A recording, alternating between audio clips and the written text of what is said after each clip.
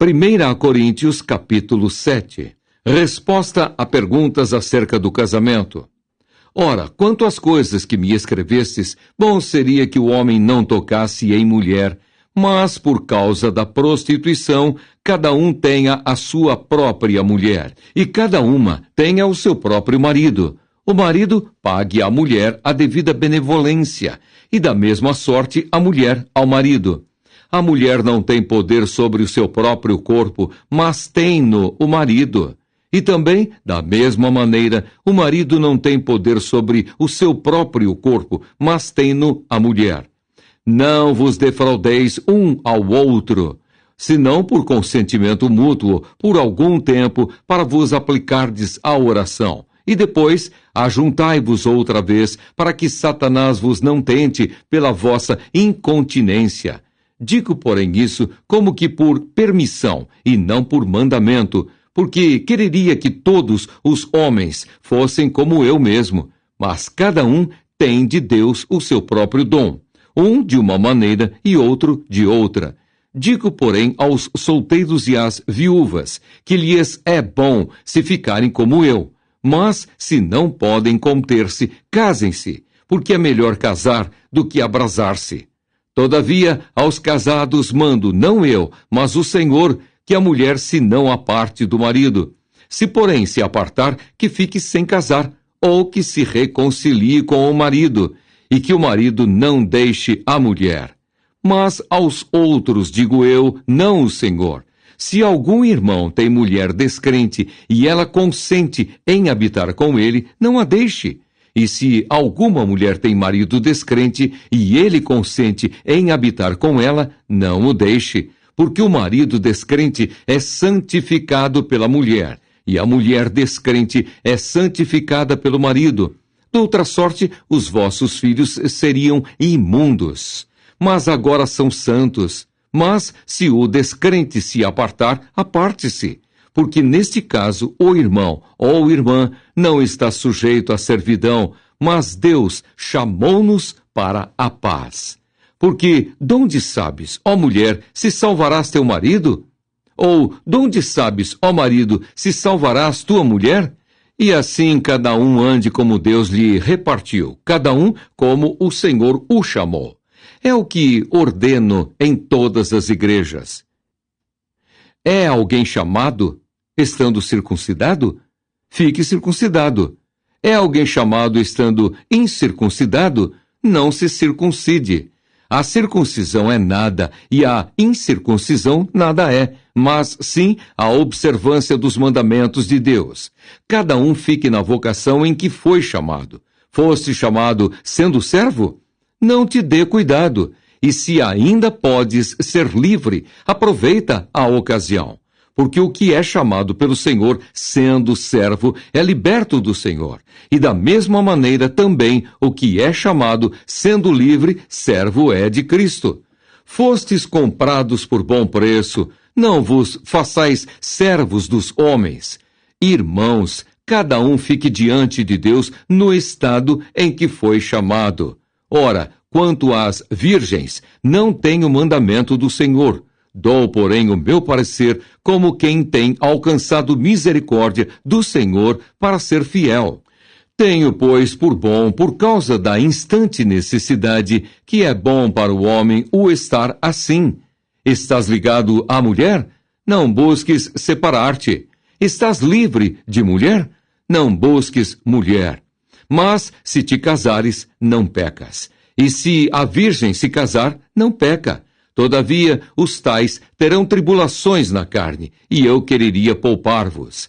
Isto, porém, vos digo, irmãos, que o tempo se abrevia, o que resta é que também os que têm mulheres sejam como se as não tivessem, e os que choram como se não chorassem, e os que folgam como se não folgassem, e os que compram como se não possuíssem, e os que usam deste mundo como se dele não abusassem, porque a aparência deste mundo passa. E bem quisera eu que estivesseis sem cuidado. O solteiro cuida das coisas do Senhor, em como há de agradar ao Senhor, Mas o que é casado cuida das coisas do mundo, em como há de agradar a mulher. Há diferença entre a mulher casada e a virgem. A solteira cuida das coisas do Senhor, para ser santa, tanto no corpo como no espírito. Porém, a casada cuida das coisas do mundo, em como há de agradar ao marido. E digo isso para proveito vosso, não para vos enlaçar, mas para o que é decente e conveniente, para vos unirdes ao Senhor, sem distração alguma. Mas se alguém julga que trata dignamente a sua virgem, se tiver passado a flor da idade, e se for necessário que faça o tal o que quiser, não peca, casem-se. Todavia, o que está firme em seu coração, não tendo necessidade, mas com poder sobre a sua própria vontade, se resolveu no seu coração guardar a sua virgem, faz bem. De sorte que o que a dá em casamento faz bem, mas o que a não dá em casamento faz melhor. A mulher casada está ligada pela lei todo o tempo em que o seu marido vive, mas, se falecer o seu marido, fica livre para casar com quem quiser, contanto que seja no Senhor.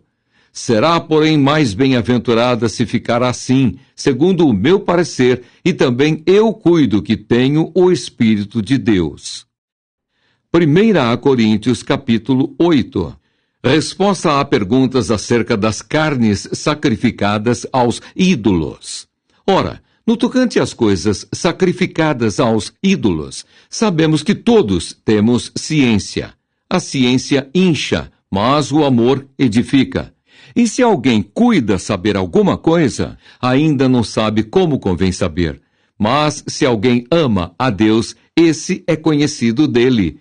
Assim que, quanto ao comer das coisas sacrificadas aos ídolos, sabemos que o ídolo nada é no mundo, e que não há outro Deus, senão um só.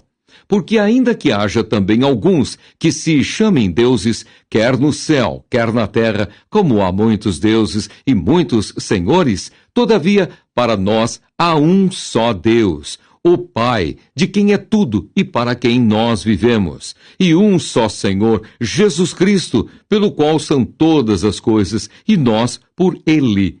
Mas nem em todos há conhecimento, porque alguns até agora comem, no seu costume para com o ídolo, coisas sacrificadas ao ídolo, e a sua consciência, sendo fraca, fica contaminada.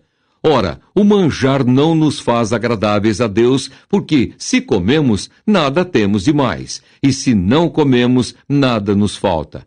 Mas vede que essa liberdade não seja de alguma maneira escândalo para os fracos. Porque se alguém te vir a ti, que tens ciência, sentado à mesa no templo dos ídolos, não será a consciência do que é fraco induzida a comer das coisas sacrificadas aos ídolos? E pela tua ciência perecerá o irmão fraco pelo qual Cristo morreu. Ora, pecando assim contra os irmãos e ferindo a sua fraca consciência, pecais contra Cristo. Pelo que se o manjar escandalizar a meu irmão, nunca mais comerei carne, para que meu irmão não se escandalize. 1 Coríntios, capítulo 9. A liberdade e os direitos dos apóstolos. Não sou eu apóstolo? Não sou livre? Não vi eu a Jesus Cristo, Senhor nosso? Não sois vós a minha obra no Senhor? Se eu não sou apóstolo para os outros, ao menos o sou para vós, porque vós sois o selo do meu apostolado no Senhor. Esta é a minha defesa para com os que me condenam. Não temos nós direito de comer e de beber? Não temos nós direito de levar conosco uma mulher irmã, como também os demais apóstolos e os irmãos do Senhor e Cefas? Ou só eu e Barnabé não temos direito de deixar de trabalhar? Quem jamais milita à sua própria custa? Quem planta a vinha e não come do seu fruto? Ou quem apacenta o gado e não come do leite do gado? Digo eu isso segundo os homens? Ou não diz a lei também o mesmo? Porque na lei de Moisés está escrito: não atarás a boca ao boi que trilha o grão. Porventura, Tem Deus cuidado dos bois? Ou não o diz certamente por nós? Certamente que por nós está escrito, porque o que lavra deve lavrar com esperança, e o que debulha deve debulhar com esperança de ser participante. Se nós vos semeamos as coisas espirituais, será muito que de vós recolhamos as carnais? Se outros participam deste poder sobre vós, por que não, mas justamente nós? Mas nós não usamos deste direito, antes suportamos tudo, para não pormos impedimento algum ao Evangelho de Cristo. Não sabeis vós que os que administram o que é sagrado comem do que é do templo?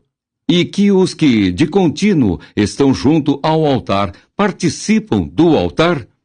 Assim ordenou também o Senhor aos que anunciam o Evangelho, que vivam do Evangelho.